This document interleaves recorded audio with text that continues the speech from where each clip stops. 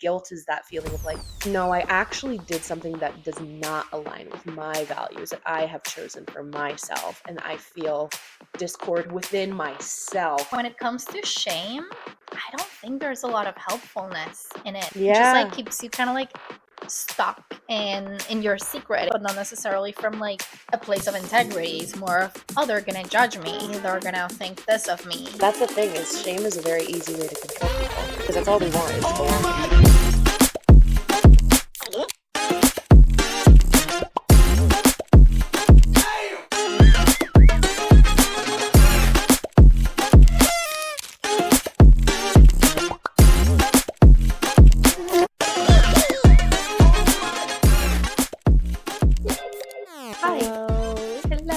How goes it? It goes. We're here. We're here on another episode of Girls Gone Real, brought to you by Hannah Stevens and Chelsea Tronchoni Bello. That's us. Welcome. Hi, it's us. Another installment. Episode 6. Episode 6. This is halfway through the first season. Surprise. Now you know how long the first season is, but yeah. Oh man, how have you been? When was the last time I saw you? Good question. I was actually just reflecting, and like it feels like we talk all the time, but I'm like, do we hang out? This is our hanging out. We have scheduled hangouts where we do this. I really forget. It wasn't at the lake. No. I think it might have. No, it was at your gig when you were rocking out. Oh, well, thank you. Yes, I forgot about that. I did have a gig that you came to. Yeah, so fun. Oh my god. It was a good time. I love playing music. Yay. Yeah, I just had our drummer is in Portugal right now with his family. Cool. So we had our bassist over the other night, and we were just like trying to write and jam, and it was a fun time. Nice. Music is healing. I love that. I've been trying to get last night I saw a lot of people from music school back in like people that I met 10, 11 years ago. Isn't that wild? It's wild. And then like a typical question when you see people from music school is like, are you still playing music? Are you still? And I feel a little guilty every time. Yeah. I'm like, not really. I joke that I'm like a non-practicing musician. A non-practicing musician. But like, not even that I don't, it's not like I don't practice for gigs. It's just like I don't practice the profession. You're not like in the practice of music, like you're in the practice of yoga or something. Exactly. Yeah. Yeah. What do you mean by guilty? Like, why does that make you feel guilty? Or how does guilt like show up for you in that way? Well, there's like a little pit in my stomach that is like, you're wasting so much time and effort and all that I invested in becoming a musician, like since I'm like 12 years old, learning to play the violin, learning to read music, like paying for music school, like there's all the things that like so much of my life was invested in it that then it feels almost like wrong not to follow through with that expectation. I feel that. I hear that with like the teaching of it all, because my degree is in because that's the thing, is your degree was music, but music therapy, and you're a therapist. I'm a therapist. I'm the opposite, where I was a music education major, and now I do not educate, I just music. You music. I know, and it's the same thing, but I think I get what you're saying about the guilt of like but I'm wondering, is it guilt or is it shame? Do you know what I mean? How would you, because what I heard you say was, I feel like I should be, or it's wrong that I'm not. And it's like that implies that there's a set of expectations that you're not meeting. And then it's like, okay, who set those expectations? Are those your own? This is a real question. I don't know. Maybe it's yeah. No, that's a good question, because in my mind, I think but I don't know, throughout this episode as we unpack shame. What a perfect segue. Perfect segue. I try to do that with clients. I'm like, how can I ask you about this thing? So then I can boom, hit you what I would actually want to talk about. But reflecting this before this episode, I'm like, you know what? I don't think I feel a lot of shame in my life. I Mm-hmm. feel a lot of guilt, Mm. but I don't think I feel a ton of shame. Okay. But now, putting it in that context and defining it that way, and the way that I'm describing, at least with music, Mm-hmm. I guess I do feel a little ashamed of Mm. not, well, I used to feel also, and I guess, okay, here's the thing. Okay. When I was a practicing musician, Mm-hmm. I would feel very ashamed for not being better. Mm. Mm-hmm. And So that, there, yeah, that makes yeah. sense to me. And that's kind of like where the shit, like, I should I should play as play well more. I as should all practice the other better. people. I Yeah. should practice more. I should. And, like, yeah, just not feeling good enough. Yeah. Ooh. Yeah. Deep in the deepest wound in my body. Uh-huh. Yeah. Because Yeah. that's one, gosh, I feel like we all probably encounter that one of the feeling of not being good enough. Mm-hmm. Um, Especially in a world where what good enough is both elusive and also like a steel trap that we're like, oh, it's perfection, you know. Yeah. Yeah. So okay, I get what you're saying in terms of like the shame of like, ooh, I'm not good enough. Like, and I've been, like I was saying earlier, I've been doing a little bit of research into the neuroscience of like shame and guilt and like I can't wait. embarrassment. Oh. And a lot of shame, like how it shows up in our body, is because we have this I can't remember what the term is exactly, but we've basically been conditioned to show up in a certain way and want to perform in social circles a certain way so that we are accepted, so that we achieve belonging. Because if we historically, biologically, if we did not achieve belonging, then we were ostracized, and that spelled death. Like that was Die. you wouldn't have access to food, water, community, and that was it. So like Yeah. there's this deep biological like need to be accepted. Mm-hmm. And when what is accepted is, at least right now, like a very cis white heteronormative, like pure kind of Mm-hmm. expectation, like yeah, a lot of times I've been feeling a lot of, as I've been like deconstructing a lot of my um raising and conditioning as like in that purity culture, um realizing how much like internalized like misogyny and Mm. internalized fat phobia Yeah. and internalized so many things that like I there's like there's a very interesting line between like me not believing that I'm good enough and also me like low key hating myself because I was Mm. taught to. Yeah. Yeah, I was literally taught like you are a sinner. You're inherently bad. You're an inherently bad creature. Mm. And there's nothing that you can do about it other than believe in a blood sacrifice, and then you will be able to get to heaven forever, which I think is fucking insane, may I just Yikes. say. Whoa. But yeah, so sorry to drop the bomb real early in the conversation, but Yeah. like it is this really heavy thing that I feel like is baked into so many of us Mm-hmm. from such a young age. Yeah. It's interesting to hear even the language that you use, because for me, Mm. as someone who didn't grow up religious, Mm-hmm. feels very foreign the way that you're like describing that, and like how, like, I'm trying to think of this word of like kind of like it punctuates, like it's just like you say those words and like it hits my soul, like my gut, it's like Yeah. ooh, and like I'm like aching in my stomach and my solar plexus right now. Like as I talked, it just got heavier and heavier and heavier because yeah. it's just like, Yeah, but no, like the role of language and like shaming and controlling yeah, people is very real, but like it's also very interesting to hear that perspective of like your religious background and growing mm-hmm. up already with that very shameful language around who you Yeah, are.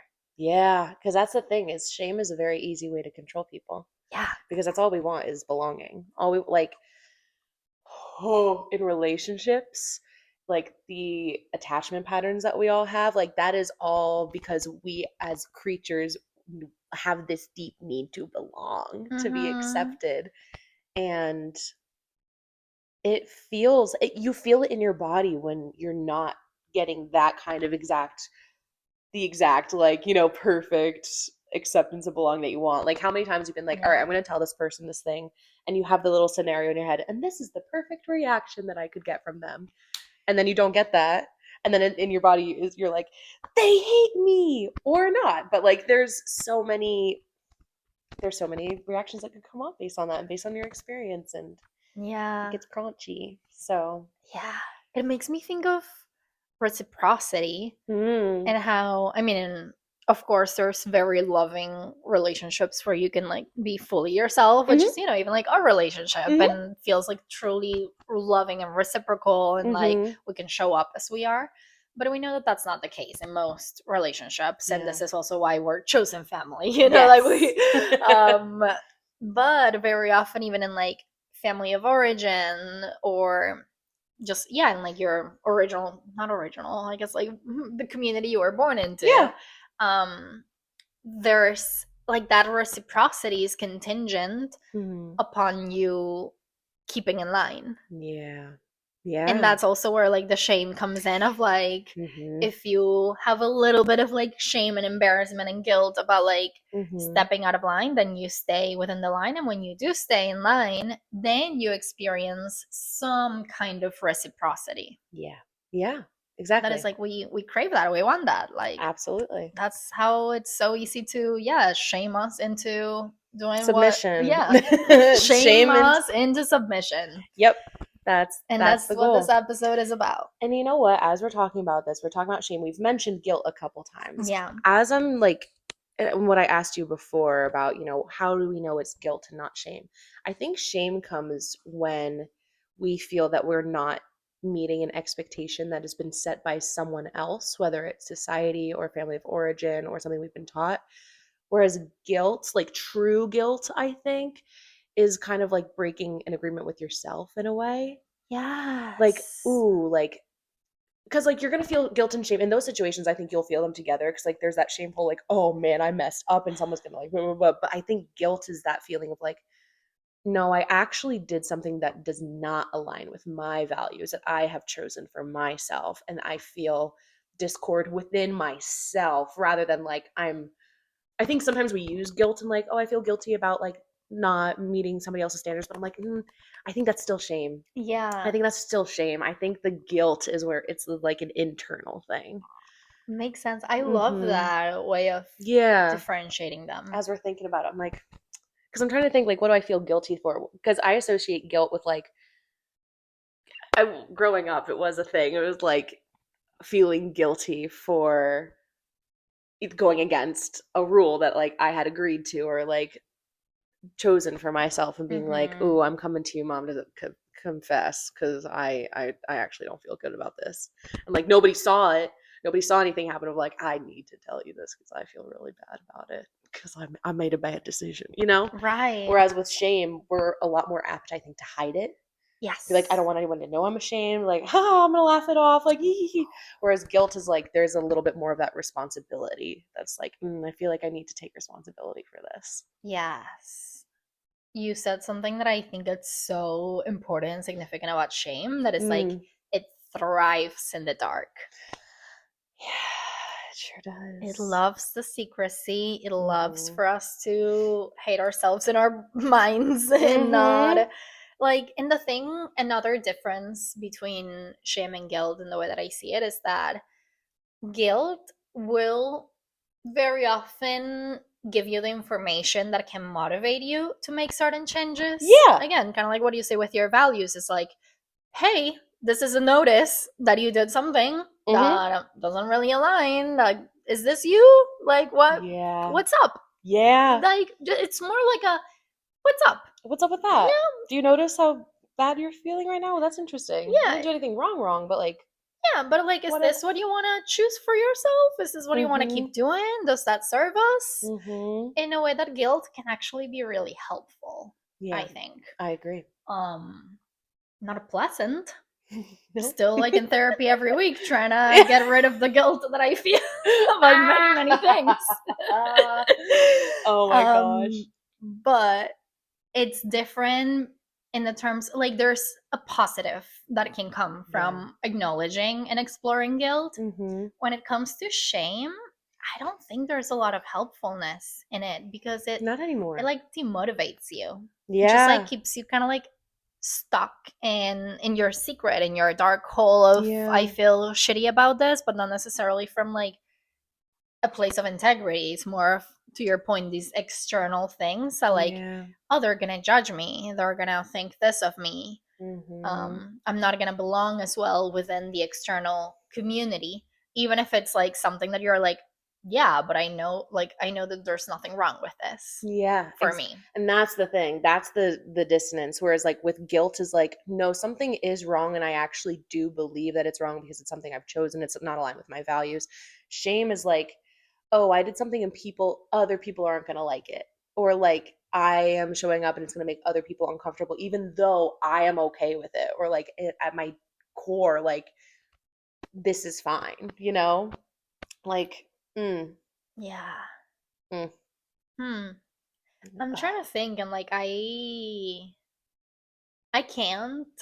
Maybe I'm curious if like you are able to come up with any examples of like times when shame could actually be a little helpful or constructive, or like, or more like, are there any specific things that you feel ashamed of, or that you see people feeling ashamed of, that you're like, mm. yeah, it makes sense that you're ashamed of that, or like you should? So I think shame and guilt go hand in hand. I think often when we experience guilt, we may also be experiencing shame because if there's cognitive dissonance within us, a lot of times our values are aligned with how we are treating other people. So like it goes hand in hand. So it's for me when I think about guilt, it's usually about how I've treated somebody, Hmm. or it's not usually about, or sometimes how I've treated myself. But even that's a relationship, So it's like, Yeah.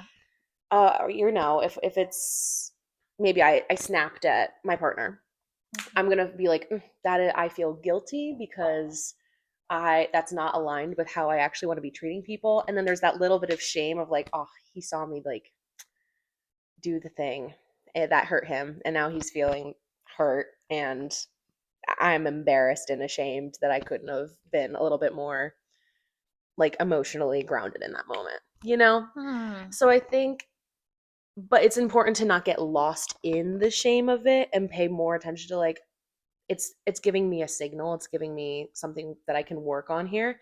And that's where I think sometimes we try to use shame to inspire others to feel guilty, and that can okay, so the thing that's coming to my mind is like billionaires and CEOs, where I'm Oh. like by verbally like being, you should feel ashamed, you should feel da da da da da da. But that's the thing. They do not feel that shame because they do not care about belonging. They don't have to. They control the means of everything. So they Hmm. do not feel shame. So I think sometimes we like want to try and use shame to make other people feel guilty. So like thinking about have you seen Game of Thrones? Yeah. So Cersei, as she's going through the street, everybody being like, shame, shame, shame. Like what you did fucking sucks, dude, and you should feel guilty about it. I don't Yeah. think it's always actually that we want people to feel shame. I don't think we actually want people to feel shame. I think we try to use shame to make people feel guilty where it has like a deeper actual meaning. Right. And that's what's hard is I don't think you can inspire somebody to feel guilty. I think that's a very internal, personal thing. Yeah. Oh, that's such a an interesting point, because then it's like that's when shame is used as like a medium of like societal control. Yes. Yeah, exactly. Yeah. So then with society, it's like society, I think we're still, especially in American society, everywhere in the world. Sorry, I'm all over the place because I'm like everywhere in the world, we're still trying like to control people and how they act so that everything's going in like one direction and everyone's on the same path, and we're all being kept in a scarcity mindset. We're all being Mm-hmm. kept in a you're not good enough mindset because that feeds into capitalism. Capitalism and patriarchy, baby. It always comes back. It always comes It back. does because like shame is how you are controlled to buy things.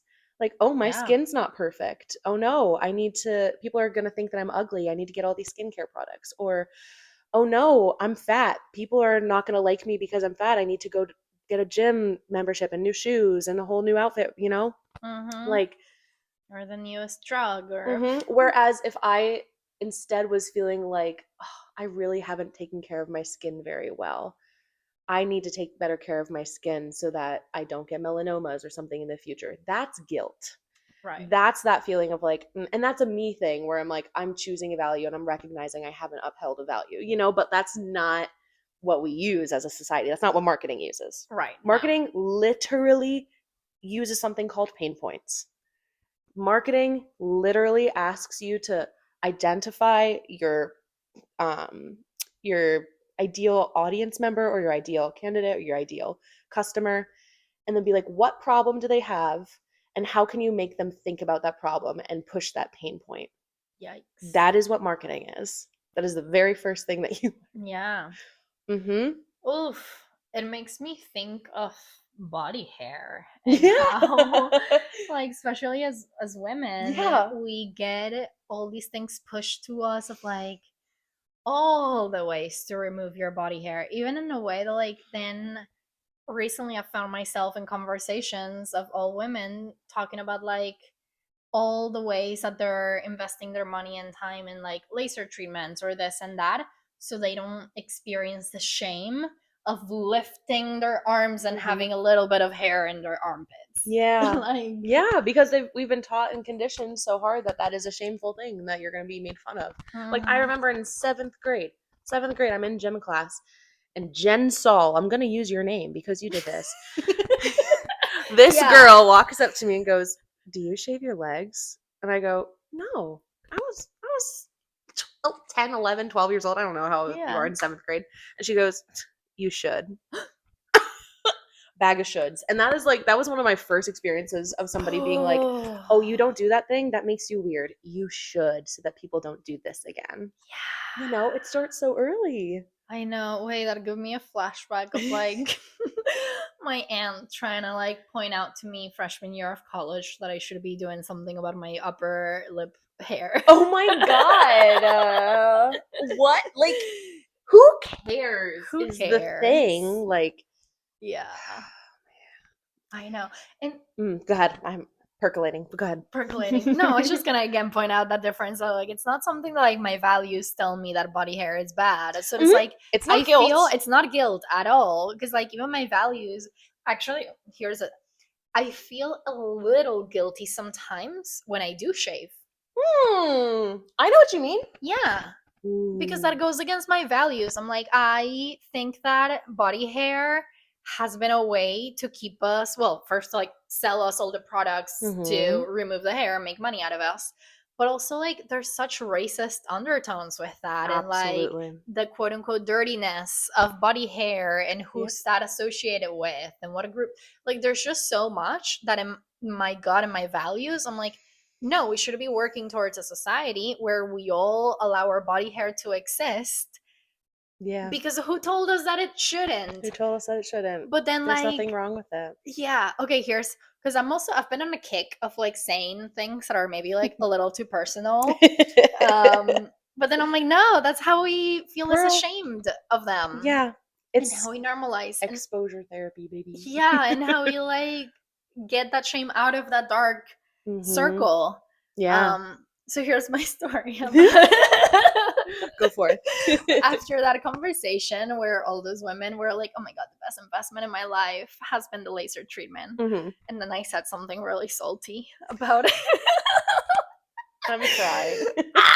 I'm like, I wonder if they're gonna listen to this, but Hey. because then I was like very salty and said something like, well, the investment I'm trying to do in my life is to like on brainwash myself from the idea that that's bad and like get invest in my thoughts that like it is okay to have body hair because it is and like Yeah. that's something that aligns more with my values. So then after that conversation I started growing my armpit hair. Yes! I love that. And I was like so proud of myself. I love it. And I did feel shame sometimes. Like I would go to yoga with my hairy armpits and like see all the other clean armpits. Yeah. But again, why do I say clean? It's not like mine was dirty. See? Yeah. It's like the conditioning. Yeah. I showered. I put deodorant on. Yeah. There's nothing dirty. There's nothing about dirty it. about it. But we're led to believe that it is. Yeah. Yeah. Yeah. Until then last week I was going to the beach and I chickened out and I shaved. And then I felt guilty for shaving. Oh, wow. Yeah, and then I haven't shaved again since. I love it. I go through bouts. It depends. For me, usually it's more of a comfort thing, and that's why I'm like, okay, Yeah. that's fine. But it's interesting that we keep coming back to body, Yeah. like our physical bodies, because as women, that is like the biggest thing. Like I was even just saying to you before this, Austin and I were talking last night about how a lot of female musicians, their art cannot be separated from their image because as a society, like you need to use your body to sell your art as a woman. Men don't have to do that. Yeah. They don't. And what you were saying about like feeling the guilt of the body hair and everything was resonating for me as well. And a conversation I've been having with you for a while about my weight, of being like, on one hand, there is that voice in my head that's like, I want to lose weight so bad because I see the effects that it gets people. Yeah. And I want that.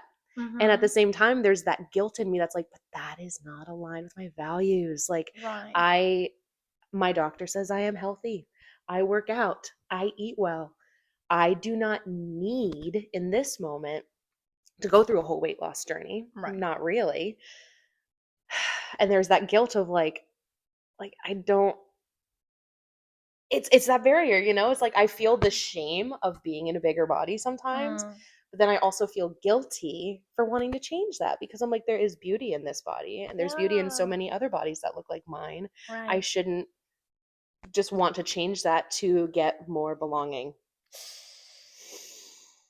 And that's hard. Yeah, that is hard. Yeah. That's really hard. Like I want to underscore that so strongly for not just body image, but just in general, like being aware of that shame and being aware of how badly we want to belong. And then also recognizing like I don't need to be a slave to that shame. I don't actually have to prove myself to anybody. Like that's a journey. Yeah. That's a journey and that's hard. And I feel like now I'm starting to think about, we're talking a lot about women in the conversation, obviously. I'm starting to think about men and shame as well. And I feel like they live with so much shame. So much shame that goes completely, like you said, thrives in the dark. It lives in a dark corner closet. They do not let it see the light of day. But the thing about shame in the dark is that's a puppet master that is holding strings that you don't even recognize are attached to your nervous system, to your body, to your choices, to the words that come out. And when you let that thrive in the dark and get, it's almost like a little monster that like keeps growing in the dark and grows and grows and grows and gets bigger and bigger and bigger. And then before you know it, it's like everything you do is in service to that shame. Yeah. And I just wonder sometimes about how many men are like captive to that. Oh, so many. I mean, it's like part of also what we talk about is like we're all human. Of course, we're like socialized differently, and that it brings a lot of differences. But like emotions are not gendered. Like we're all feeling this, and also there's some specific areas of like shame that get weaponized in different ways for men and women. I feel like maybe when we're for women, which I also want to go back to the body and like weight in a moment, but there's more focus on like body. I feel like I think that's what maybe, I'm recognizing. Yeah, maybe with men I see a big area is like money and like resources. Resources. I even think like emotions, like love. Yeah. Like being tender like and being loving connected. and Yeah. But and I mean this is also something that again applies to everyone, but Yeah. especially with I'm just men, thinking how we're conditioned like here specifically, you know. Yeah, the like there's still very much the expectation that the man will be the breadwinner or the main financial provider or the protector in all these ways. That again pair our episode number 3. Yes. I was gonna say last episode because it's the one that so aired no, we this just week. released because we're ahead. Talking about how oh my god, sorry, I lost my train of thought. We were so focused on the number of the episode. I know. Well, episode 3 is about masculine and feminine energy. Exactly. I was gonna say yes, thank you. So like, those things about being the protector and all those things like can be more of a masculine energy that again doesn't have to be man. But men, I think, are still very much like conditioned to be ashamed if they don't have enough money, Yeah. Absolutely. even more Absolutely. than women, I think. Absolutely. Yeah. 100%. Yeah, I just saw a really interesting TikTok of a woman from I think Slovakia or Romania. One of the two, I cannot remember. But she was like going on and on about how in her country, if a man is not able to financially provide, he is lower than low. He is like, you do not talk to him, you do not speak with him. That is not somebody who you can like fraternize with, or you want to like, the worst fate for a woman in that country is to end up with a man who does not have money. Oof. And like on one hand, like valid, but also Yeah, we all if need I'm gonna be money. silly for a second. And then she was talking, she's like, we also like, they lean so hard into the beauty standards. She's like, they'll be out in mini skirts and high boots in the dead of winter, and like the whole point is to get a husband. And she was like really like lauding this and being like, American women are so brainwashed out of that. I'm What do you mean? like she was like, that's the way to go. She was like, Oh. she was 10 toes down on it. Whoa. Yeah. And I was like, what side of TikTok did I end up on? Where am I? But it just speaks to your point, I think. That's like not even just here, but like, yeah, money is like a big area where men are shamed into, again, shamed into submission. Why do you think they're all like not following their dreams and they're working the 9 to 5s and Yeah. grow, grow, grow, money, money, money, no feelings? Like, ooh, Yeah. it feels icky. It is. And that's the thing, like shame hurts everyone. Yeah. Yeah. What I wanted to Yes. say is that shame hurts everyone, even if it's not directed at you. Speak on it. So I'm thinking even with weight and body shape and size and potential trigger warning as well, and how Mm-hmm. this connects with eating disorders. Yeah. And even for people that maybe are in slimmer bodies, there's still like we all experience that shame. Like even like Yeah. I have the privilege of a body type and metabolism that keeps me how society wants me to stay. Yep. That's a good way to say it. Yeah. But I grew up hearing my mom shame herself and her growing body, that like of course after you have children and are like the age that you are, like of Yeah. course your body's gonna shift. So like, Oh yeah. even, but I have never felt that, like I have never been pointed a finger at, like had words. I've never had a finger pointed at me of like, you have to lose weight. You are too big. You're too fat. Yes. And that fat phobia and that shame, it still impacts me because it's like a little voice in the back of my mind that I always have, that like if I'm Absolutely. in my yoga pose and all my little like belly fat rolls out of my shirt, Mm-hmm. like I notice, and like and I get the like initial conditioning of like shame of like, let me roll my shirt down again so people don't see it, type of Yep. thing, which is again something I've been working through and fighting. I'm like, Yeah. no, my belly rolls are gonna be We're there. here. We're We're here.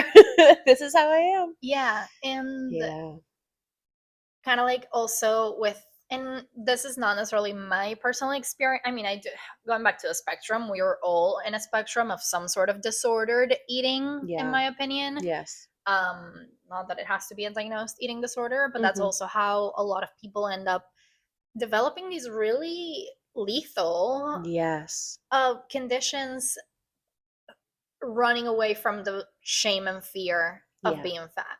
Yeah. And all the feelings that come up when you feel, because like that's the thing too, is the shame comes up in a physical way in your body. It elicits that fight, flight, or freeze Yeah. like situation. And yeah, it people are a lot more willing to put themselves through a whole different kind of pain to avoid the inner pain of that shame that comes Yeah. up for sure. Yeah. And then it's such a vicious cycle because then if you're feeling ashamed about your weight, you're probably like buying into products or things or Yep. services that are supposed to quote unquote fix it. Mm-hmm. But then since also like not the internal things are potentially not shifting, you're Yeah. likely to then gain that weight again. So it's just like Yeah. such a cycle that we're not being sold the solution. We're being Yeah. sold like a little band-aid to keep us still a little ashamed and scared of Mm-hmm. going away from that Ugh, line. 100%. I'm even thinking, like you were saying about, you know, other people's shame can affect us. Like, I'm thinking about how Yes. many, I was in middle school in 2007, 2008. Think about all the movies that came out around then in like the 2000s and the early like 2010s. Even now, I'll be watching something and someone will just like have a comment about someone's weight or what they're wearing or hair, and it's everywhere. And it's like this when it shows up in movies and TVs, it's like laugh track. Like the Yikes. fuck? Like, have Right. you watched Friends? Yeah.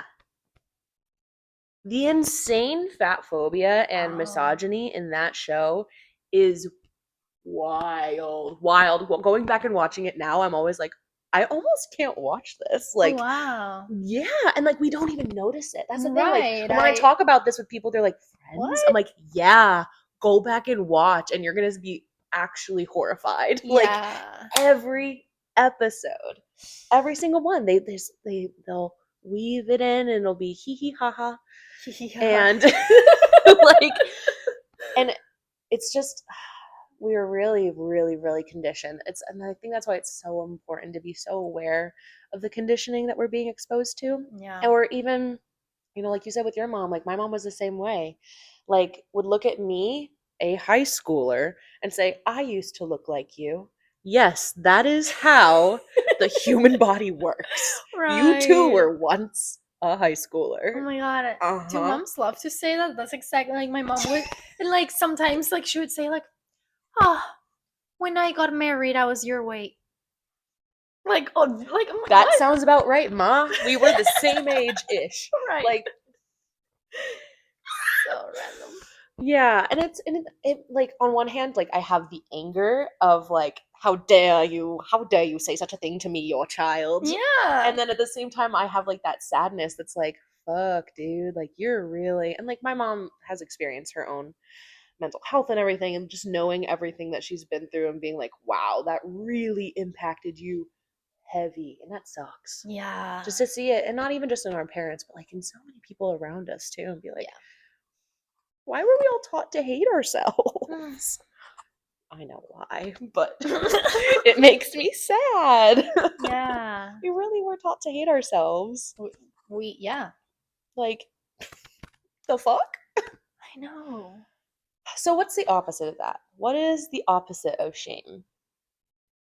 I'm trying to think. Unconditional love and acceptance to your Like towards self love. yourself. Yeah, Yeah, self. unconditional self love. The word that actually came to my mind too was celebration. Ooh. Like, instead of being ashamed of something, like intentionally celebrating it, which I think can feel really scary and Yeah. weird. But even like you just kind of celebrated your armpit hair, Yeah. by being like, hey, here we are. Look at it. You're like, I went to the yoga studio and I had my armpit hair, and did I feel a little bit ashamed? Yes, but I still did all the poses. It's not like you edited your poses so that I people did wouldn't not. see Yeah, it. no. You're talking about it in a very public platform here. Yeah. Good job, queen. Thank you. Um, Sometimes forget that the things that we say on this couch then are gonna be on the internet. they are going to be on the internet. I do too sometimes. And then I go back and watch it like, yep, Oh, we did there say she that. is. Yep. Speaking of shame and guilt, sometimes I be going back to the first couple episodes of this, and I'm like, I know. why did I say it like that? Why am I like that? Am I like that? The answer is yes. And it's only shameful because, again, I've been taught to hate myself. Right. And I think it's a lifelong journey. I think we're all going to be It is. on a journey. But I think if we start celebrating, and not just celebrating ourselves, because sometimes celebrating yourself can like feel really weird to like start doing on like little by little, but just start celebrating other people, start noticing things in them, and not just noticing the thing, but noticing how much courage maybe that took, Yeah. or ask them about it, and then Mhm. maybe it didn't take that much courage, and maybe that will inspire you, so just being more willing to engage in the celebration of the things that make people unique and different and beautiful, Yeah. Yes. and then accepting that. Yeah. Another thing that I think it's in a way the opposite, or like at least a way to counter it, is like honesty and authenticity and vulnerability Yeah. and sharing the things.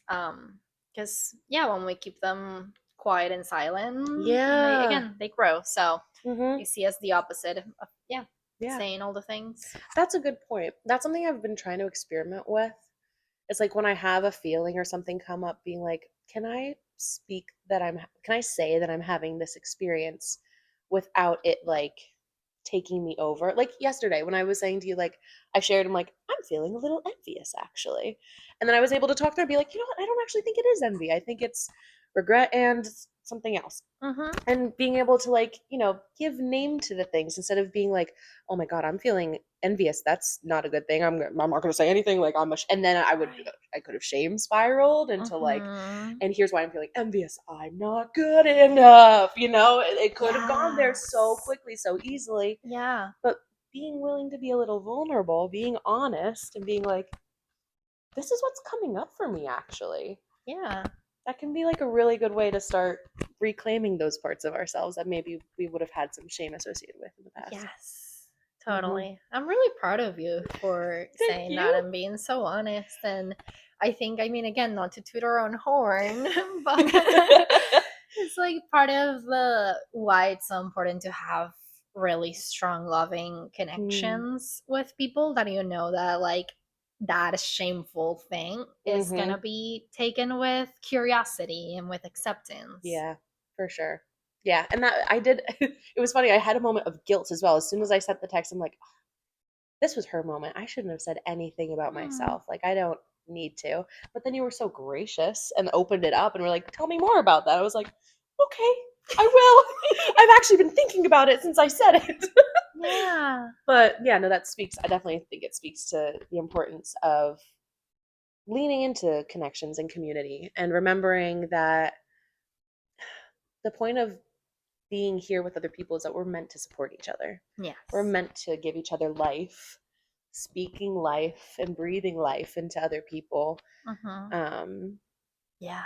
Even when it's constructive criticism, like, we've really lost like the art of constructive criticism, I think.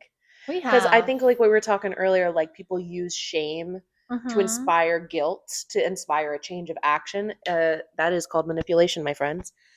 Where instead we could be like, like tell me more, getting curious and be like, can I provide you some feedback? Like there's ways to give loving feedback to somebody and like create those connections even more deeply rather than continuing like that spiral and pattern of shame in our communities. Because like you said, a lot of our families and communities of origin, that's where we learned shame. So it's like if we want to experience something different, we have to start creating something different. Exactly. Yes. I have such a random, silly example that will not escape my brain right now. I'm ready for it. Just even with like sharing space with people that I'm not used to sharing space typically lately, even like at your birthday weekend. Oh, yes. Recently going a little romantic getaway. Like all these things that I'm like sharing space with people. Something that I have been experimenting with is being very open about all my pooping. Yo, no, that's so real because I don't know if I already said this to you, but like I'm in one group chat with my two girlfriends where we pretty much exclusively talk about our bowel movements. Like that is it, to the point where the group chat is now called the Hemis, as in the hemorrhoids. No. Yes. Funny. Yes. I think we need to talk about poop more. We need to talk more. Yes. Which again, it's like this like purity idea that especially for women, we have to be like these like clean beings that don't even that don't fart. Yes, I was gonna say, why is it girls don't fart, bitch? Yes, I do. Right. Yes, I do. I'm on a schedule. Okay. Yeah. Leave You're me on a alone. farting schedule? No, I'm a pooping schedule, Okay, not a farting. like, I thought about that after I said it. I'm like, let me clarify. I'm like, whoa, that's some sphincter control right there. Okay. I'm just ew. And Okay, we're back. We're back. Butt plugs. Anyway, go back to episode 3 if you'd like more context. Which, yes, it's something, again, another random example that, like, I'm also in circles where, like, people are so progressive and open-minded Yeah. that it's like no one's really shaming anyone around me on my, in my chosen family and community. But even someone yesterday, like, oh, how did you meet each other? They're like, at a sex party. Like, no shame, No no shame. That's where we nothing. met. That's what we were doing, and I'm here for it. Yeah. You know? When sex has been conditioned to be something so taboo and scary. Even So like, okay, wild. I think this time Okay. talk about purity culture. Yeah, we tapped it on the nose earlier, but Because, yeah, and I'm also even going back to, like, you mentioning some of the religious yeah. teachings that you Yeah. received. I'm really curious because, even again, growing up in a non-religious family, that, like, purity culture still, like, splashed onto me because it's so embedded in society and culture. Yes. um and this idea that, like, we should feel ashamed for wanting to experience pleasure Yep. and joy and Yes. exploration, Mhm. and just shame for being sexual beings. Mhm. It's all intentional. It's all about control. And it Yeah. goes back, I'm going to take us the whole way back to Mesopotamia.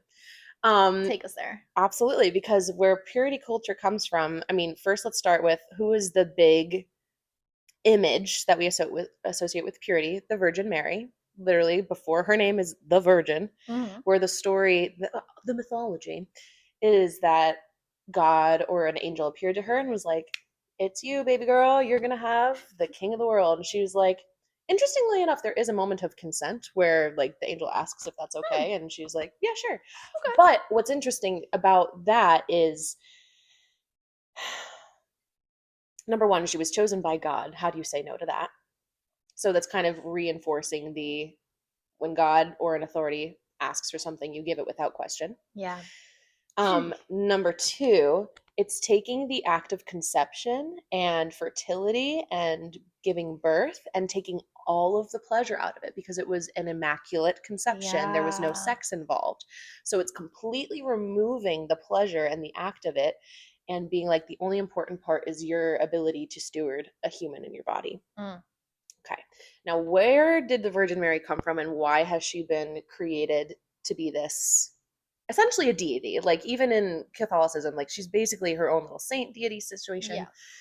Well, because so many ancient cultures and religions had fertility goddesses, right? That we needed this new world order, this new religion needed something to give and be like, she's basically the same thing as a like Venus and Aphrodite. Like that's basically the same thing. You know, she's Mm. a fertility, she's a mother, like it's that vibe. But what they erased from all of that mythology, from Ishtar, Venus, Aphrodite, is they were not only goddesses of love and fertility and pleasure, but they were also goddesses of war Ooh. and power and revenge and like divine justified feminine rage. Yes. And so much of that has been cut off, and we forget that like there is all of this like pleasure and passion and like deep feeling that goes in to the whole concept of fertile ground, like we were talking about. um you have to have rot and decay in order to have growth and bloom, like, and that's the whole like creative cycle is what is embodied by these feminine goddesses. Mm-hmm. And it has been completely eradicated by the patriarchy's need to control women. That's literally it. Like, Yeah. not to beat a dead horse, but it's like it goes that far back. Yeah. Like it. And so then we, like, me as a kid, I was taught like, Mary was she was blessed amongst women. She was chosen. She was special. She said yes to God. As long as you follow God or authority's rule, you're going to be okay. And as a kid and as a woman, that feels really safe. Yeah. That feels really good. That feels like, oh, Nice. a rule book to follow? As a Sign me up. neurodivergent kiddo, I was like, say less. I'm so good at following rules, okay? And so then when the rules became you can't wear tight-fitting clothes, because then the men in the church will look at you and then you're going to be tempting them, and that's your fault. Mm-hmm. And then the rules became, you can't even think about kissing or looking at a boy, forget a girl, forget it, anything. There should be none of that. Sex is bad, masturbation is bad. Meanwhile, the Bible is full of sex. Hmm. The Bible is full of really disgusting sex. It's full of trigger warning graping. It's full of incest. It's full of all these things. So on one hand, we're being told all of that is bad, and also here it is in your most sacred of texts. Right. And it creates this like really interesting dichotomy where you are told that you are bad, number one. And number two, you have to do all of these things in order to be good. Mm-hmm. While all of the holiest people that you're taught about are doing those things. Right. And usually they're men. Yeah. Men can do apparently whatever they want. Apparently. Yeah. And it's just, it's a real mind fuck. And that's like the nitty gritty of it, of like when you are in the Bible and you're in church, like those are the things I was observing. But when you dilute that and it just becomes like a general archetype or story that society and the world uses, because this is a religion and a story that impacts the whole, has impacted the whole world. Like every corner of the world has some form of Christianity or Catholicism embedded in it, and often has completely eradicated whatever religious or deities that like existed previously. Yeah. So when you dilute that and the main idea is there was a virgin birth, you're given a very narrow archetype of like, this is divine womanhood. Mm-hmm. And it's so narrow. Yeah. It's so narrow, and so many women are taught that that is the only way to acceptance, and the only way to belonging. And it's we've been neutered, essentially. Or spayed. I don't know what it is when you do it to a girl cat. Like I don't know.